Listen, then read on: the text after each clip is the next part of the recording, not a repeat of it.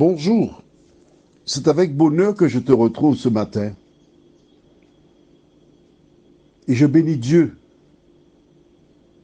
pour l'occasion qu'il nous donne de venir vers lui. Nous avons vu hier que Dieu donna une réponse claire et précise à Balaam. Ce dernier entendit, il renvoya les gens. Mais penses-tu que le diable abandonne facilement? Aujourd'hui, nous lirons à nouveau dans la parole, dans Nombre 22, versets 15 à 20. Mais avant, prions. Seigneur, nous te remercions pour la parole. Nous t'exaltons parce que tu nous parles et tu nous dis ce que nous avons à faire. Seigneur, merci de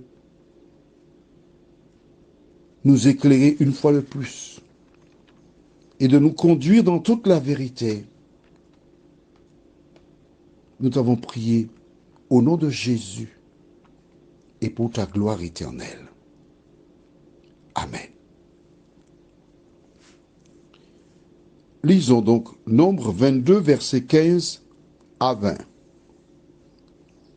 Balak envoya de nouveau des chefs en plus grand nombre et plus considérés que les précédents. Ils arrivèrent auprès de Balaam et lui dirent, « Ainsi parle Balak, fils de Sippor, que l'on ne t'empêche donc pas de venir vers moi, car je te rendrai beaucoup d'honneur et je ferai tout ce que tu me diras. Viens, je te prie, maudis-moi ce peuple. » Balaam répondit et dit aux serviteurs de Balak, « Quand Balak me donnerait sa maison pleine d'argent et d'or, je ne pourrais faire aucune chose, si petite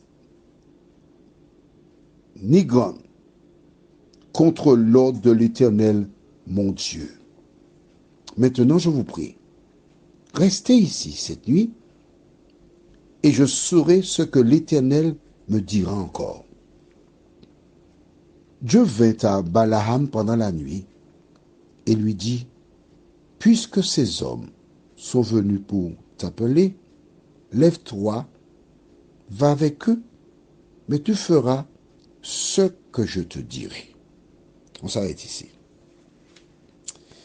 Bien, rappelle-toi, nous avons vu dans le même chapitre 22, on l'étudiait, on ne lit pas la Bible, hein, on étudie la Bible. Chapitre 22, verset 6. « Viens, je te prie, maudis-moi ce peuple, car il est plus puissant que moi. Peut-être ainsi pourrais-je le battre, et le chasserai-je du pays, car je sais que celui que tu bénis est béni, et que celui que tu maudis est maudit. » Mais nous ne connaissons pas cet homme Balaam.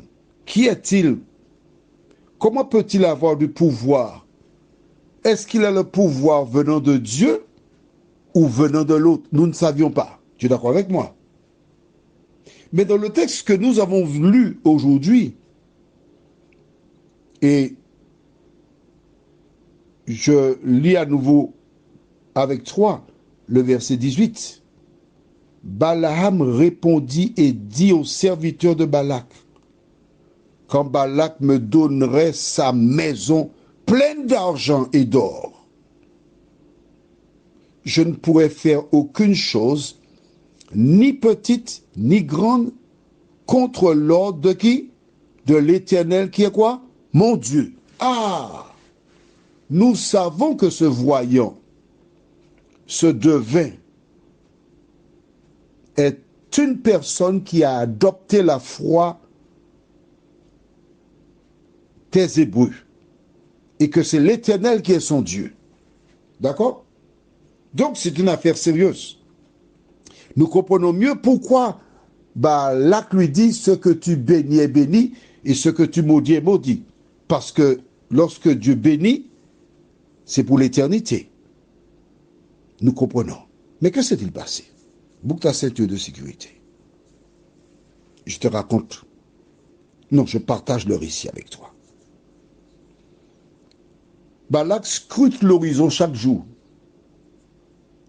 Et quand il a perçu les envoyés revenir au loin, il était content. Au fur et à mesure qu'il approchait du palais, on lui disait, il y a telle chose, telle personne, telle personne. Est-ce que tu vois Balaam avec eux? Balaam, non mon roi. Il n'est pas là? Qu'est-ce que c'est que ça? Et lorsque les messagers arrivent, mais il est où Balaam? Il a refusé de venir. Ah bon? Je fais appeler Balaam, il ne vient pas. Et probablement, les envoyés ont dû lui dire ce que nous avons vu au verset 13. Balaam se leva le matin et il dit au chef de Balak, allez dans votre pays, car l'Éternel refuse de me laisser aller avec vous. Oui, pourquoi je dis ça? Parce qu'il dit au verset 16, ils arrivèrent auprès de Balaam et lui dirent, ainsi parle Balak, fils de Tsippor, que l'on ne t'empêche donc pas de venir vers moi. Moi, Balak, que l'on ne t'empêche pas. Qui empêchait Balaam d'aller vers lui? L'Éternel, oui. Ce mortel ose ouvrir ses lèvres pour dire que l'on ne t'empêche pas. Moi, Balak. Que fait-il? Il envoie d'autres dignitaires avec encore beaucoup plus de présents. C'est moi qui ai des présents. C'est moi qui ai de l'argent. C'est moi qui ai de l'or. Viens. Laissons Balaam un court instant. Toi qui m'écoutes ce matin, est-ce que tu n'as pas mis à la poubelle ta dignité, ton amour propre, tes convictions pour une femme ou un homme qui a de l'argent? Est-ce que tu ne t'es pas vendu? Attends, je ne te jette pas la pierre. Vois-tu, le récit qui est là, c'est pour toi, mais c'est aussi pour moi. D'accord? On est logés à la même enseigne. Toi et moi, nous sommes des pécheurs. Mais Jésus est mort pour toi et moi. Tu comprends? Si c'est ton cas, je t'invite à retrouver ta dignité. Cette femme ou cet homme t'assure la sécurité dans certains domaines. Mais la chose fondamentale, importante dans la vie, c'est l'amour. Et Dieu a un projet pour chaque personne qui se confie en lui. Lorsque Balaam voit tous les présents, les dignitaires qui viennent vers lui, mon cher, posant la main sur son épaule. Mais non, nous t'attendons, nous n'avons que toi. Ouais. Est-ce que Dieu a déjà parlé à Balaam? Dis-moi. 2 secondes. 1, 2. Oui. Est-ce que Dieu lui a dit de ne pas y aller? Oui. Mais comme on est revenu à la charge que fait Balaam, écoutez, restez ici. Cette nuit, je vais demander à Dieu. Pourquoi il ne devait pas faire cela? C'est ce que tu découvriras en introduction demain matin, si Dieu veut. Prions. Notre Seigneur et notre Dieu, nous t'exaltons, nous te rendons grâce et gloire, car nous avons toutes choses en toi. Seigneur, alors que Balaam connaissait déjà ta volonté, il a décidé de te demander encore. Merci Seigneur pour la parole.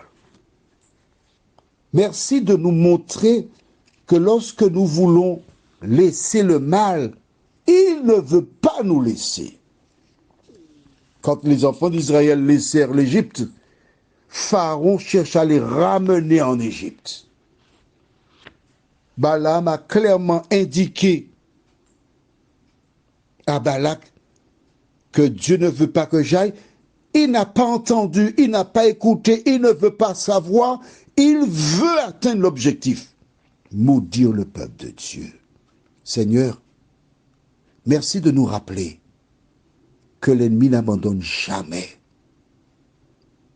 mais que nous devons rester continuellement sur nos gardes et résister fermement au diable. Merci pour la parole. Au nom de Jésus, pour ta gloire éternelle. Amen.